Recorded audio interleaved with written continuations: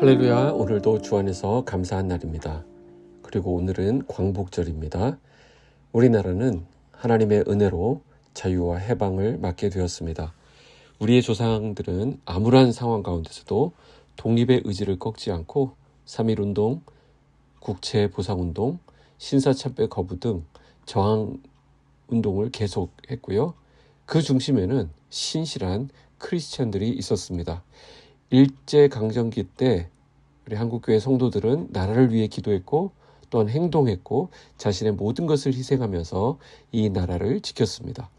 하나님께서 주신 이 나라를 우리도 사랑하고 이 나라가 주님의 기쁨이 되는 나라 되도록 우리 함께 기도하는 날 되었으면 좋겠습니다. 우리가 함께 말씀 묵상하기 전에 축하할 일이 있습니다. 어제 8월 14일이었죠. 우리 빗소금의 보배로운 딸 조현정 자매와 진사라 사모님의 생일이었습니다. 제가 뒤늦게 알게 되었는데요. 생일을 오늘까지 하루 더 연장하여 2배로 축하드립니다. 현정 자매는 청년부니까 청년부 담당이신 두 목사님께서 잘 챙겨주시고요. 사라 사모님은 역시 두 목사님이 남편 되시니까 잘 챙겨주시기 바랍니다. 오늘 말씀은 예레미야 50장 11절에서 20절까지의 말씀입니다. 나의 소유를 노력하는 자여 너희가 즐거워하며 기뻐하고 타작하는 송아지같이 발굽을 구르며 군마같이 우는도다. 그러므로 너희의 어머니가 큰 수치를 당하리라. 너희를 낳은 자가 치욕을 당하리라. 보라, 그가 나라들 가운데의 마지막과 광야와 마른 땅과 거친 계곡이 될 것이며 여호와의 진노로 말미암아 주민이 없어 완전히 황무지가 될 것이라. 바벨론을 지나가는 자마다 그 모든 재난에 놀라며 탄식하리로다. 바벨론을 둘러 대열을 벌이고 활을 당기는 모든 자여 화살을 아끼지 말고 쏘라. 그가 여호와께 범죄하였음이라. 그 주위에서 고함을 지르리로다. 그가 항복하였고 그 요새는 무너졌고 그 성벽은 허물어졌으니 이는 여호와께서 그가 행한 대로 그에게 내리시는 보복이라. 그가 행한 대로 그에게 갚으시는도다. 파종하는 자와 추수 때 낫을 잡은 자를 바벨론에서 끊어버리라. 사람들이 그 압박하는 칼을 두려워하여 각기 동족에게로 돌아가며 고향으로 도망하리라. 이스라엘은 흩어진 양이라. 사자들이 그를 따르도다. 처음에는 아수르 왕이 먹었고 다음에는 바벨론의 느부갓네살 왕이 그의 뼈를 꺾도다. 그러므로 만군의 여호와 이스라엘의 하나님이 이와 같이 말하노라. 보라, 내가 아수르의 왕을 벌한 것 같이 바벨론의 왕과 그 땅을 벌하고 이스라엘을 다시 그의 목장으로 돌아가게 하리니 그가 갈멜과 바산에서 양을 기를 것이며 그의 마음이 에브라임과 길르앗산에서 만족하리라.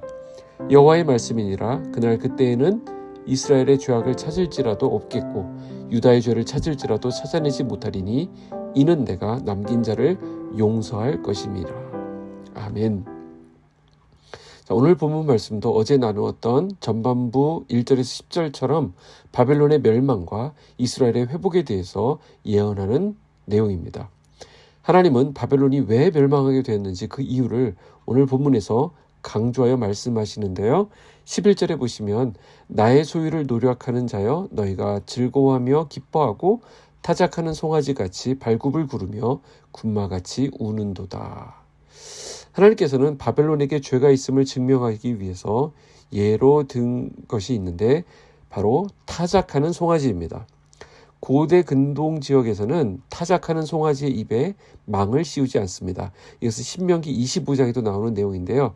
힘들게 곡식을 타작하는 송아지가 중간중간에 나달을 먹으면서 힘을 낼 수 있도록 배려하기 위한 조치입니다. 타작하는 양에 비하면 그 송아지가 일하면서 먹는 것은 아주 작은 소량에 불과했기 때문입니다.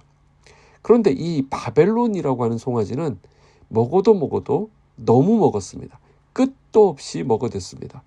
뿐만 아니라 남은 곡식은 발굽을 막 굴러서 망쳐놓고는 아무도 먹지 못하게 만들었습니다. 또한 군마처럼 막 소리를 질렀다고 했는데 이것은 말을 타면서 사람들을 사륙하는 바벨론의 군대가 소리를 지르며 즐기는 모습을 묘사하는 장면입니다. 여기에 보면 나의 소유를 노력했다라고 말씀하시는데요. 바벨론이 노력한 것은 다름 아닌 하나님의 소유였습니다. 바벨론이 왜 이렇게 심판을 받게 되느냐? 바로 하나님의 소유를 노력했기 때문이라고 말씀하시는 것입니다. 이스라엘 백성들은 하나님의 소유된 백성입니다. 우리가 마치 하나님의 소유된 백성, 왕 같은 제사장이라고 일컬음을 받듯 이스라엘 백성들은 하나님이 택하신 백성이 되는 것입니다. 하나님이 백성으로 불러내신 데는 이유가 있고 목적이 있겠죠. 거기 가만 내버려 두어도 그냥 그런 대로 잘 먹고 잘 살 텐데 왜 그들을 불러내셨겠습니까? 그냥 그렇게 잘 먹고 잘 사는 존재가 아니라 궁극적으로 가치 있는 존재를 만들기 위해서 불러내신 것입니다.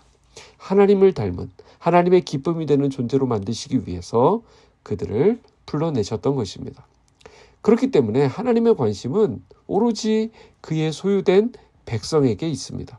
아무리 그들이 잘못하고 벌을 받고 있다 하더라도 하나님은 온 신경을 그 백성에게 두고 계시다는 것입니다. 그런데 바벨론이 지금 분위기 파악 전혀 못하고 하나님의 소유된 백성들을 마구 짓밟고 있는 것입니다.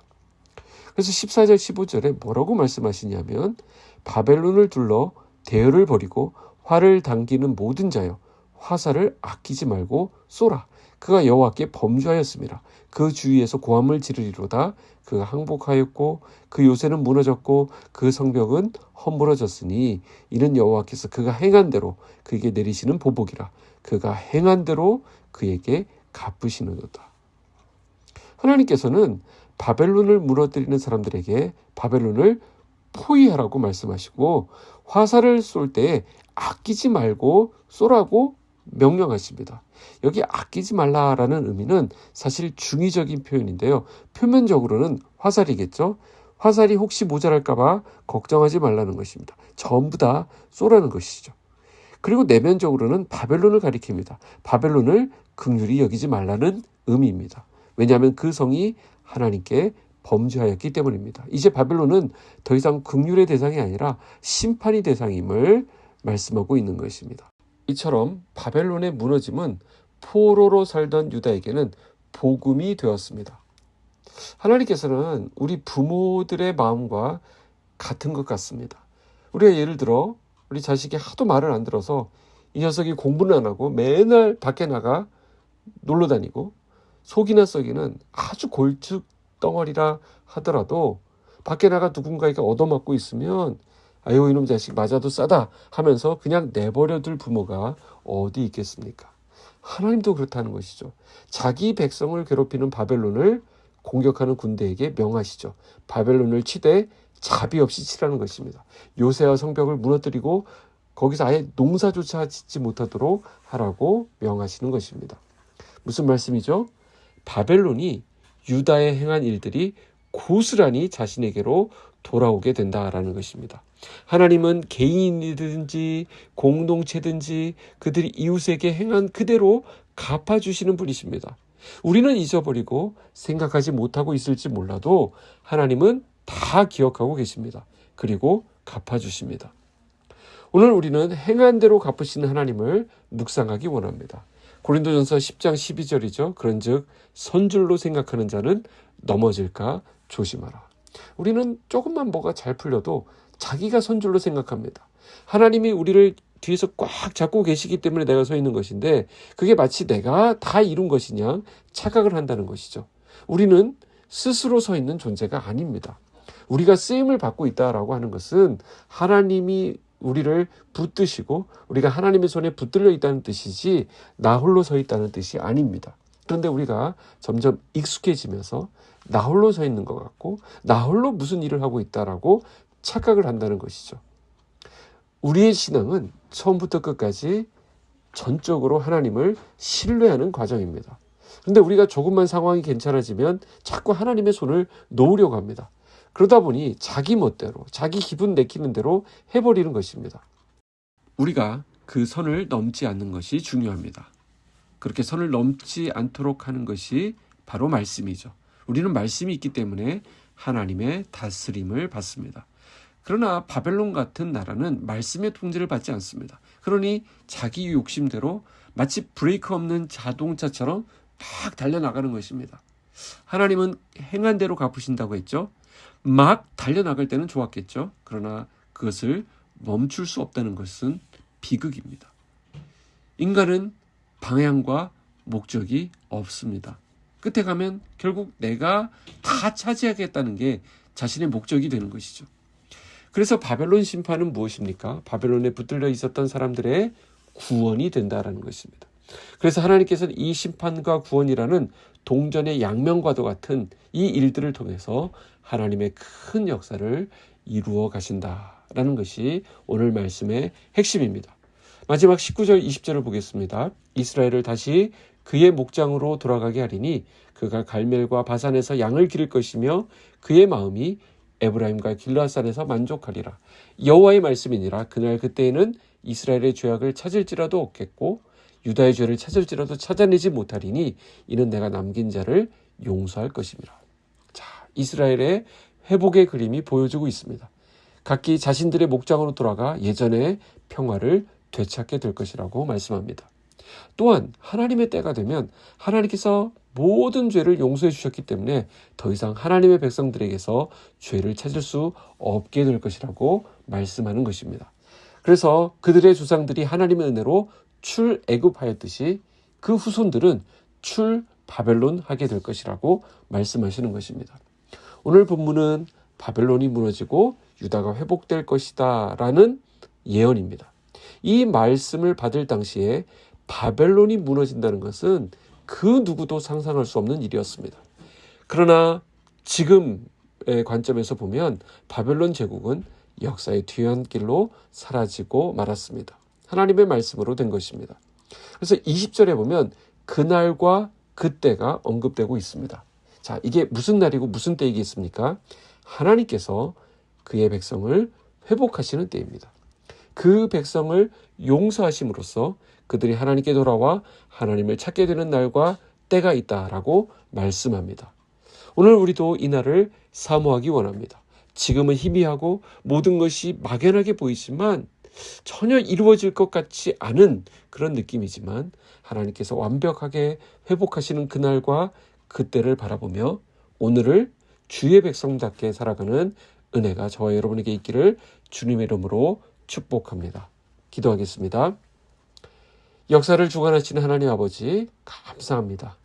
제국의 흥망성쇠를 바라보며 그 가운데서 역사하고 계시는 하나님을 발견합니다. 우리가 감당하는 오늘 하루하루의 일들이 모두가 다 하나님의 손 아래 있음을 우리는 믿습니다. 주님을 신뢰하며 행한 대로 갚으시는 하나님을 경외하는 삶 살아가기를 원합니다. 말씀하신 대로 이루어가시는 주님을 의지하며 우리가 오늘을 살게 하여 주시옵소서. 오늘 하루가 하나님께서 말씀하시는 그 말씀이 이루어지는 그날과 그때가 되기를 소원합니다. 우리의 순종함을 통하여 하나님의 뜻을 이루어 주시옵소서. 예수님의 이름으로 기도하옵나이다. 아멘.